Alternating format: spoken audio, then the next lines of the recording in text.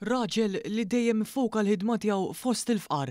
Hekk ġie deskritt il-Papa Franġisku minn Patri Dionisio Mintoff. Dan intqal waqt intervista esklusiva li għamel ma' One News it-tnejn filgħodu.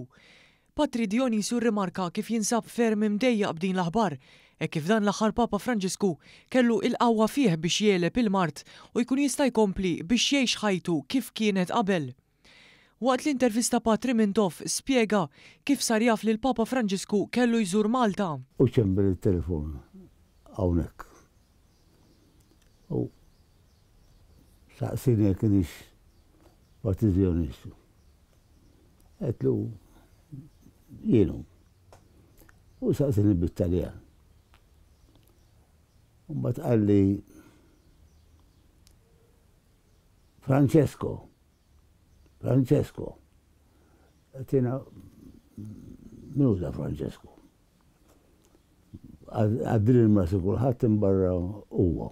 U kompla jgħid kif wara ħafna staqsih jekk kienx il-Papa Franġisku u dan wieġbu sono io, jiġifieri jiena hu.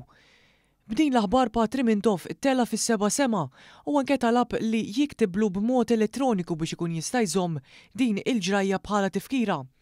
Tantu hekk li kif batlu littra elettronika b'mod formali, Dionisio qalilna li għamel kopja tagħha u waħħalha mal-bib ta' barra. Għallina ġej Malta u rrid niġi nara dal-laborator paċi ta' Ħarfar. U rrid nintaqa' miegħek u nintaqa' ma' l-immigranti. Għalli jiena inħobb din il-kawża ħafna u nixtieq inxerdi anke minn Malta.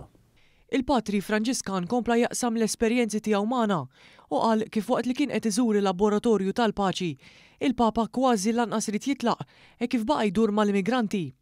U nota kif il-Papa matul il-miżjara li għamel dejjem għażel li jmur f'postijiet foqra u xi wħud minnhom lanqas biss jiġu rikonoxxuti fuq il-mappa.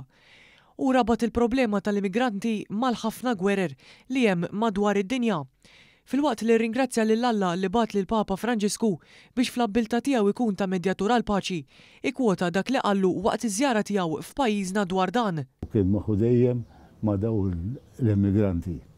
U kull darba ma' kull diskors li jagħmel kien jappella biex id-nies jobdu il-parir ta' Kristu meta qalhom tazza lil mabdaw jagħti għalili. U meta qalhom imbirek dak li jgħid imqal kelma waħda għal paċi għax kun qatra ma xi darba taqa' f'dal baħar u timla baħar iktar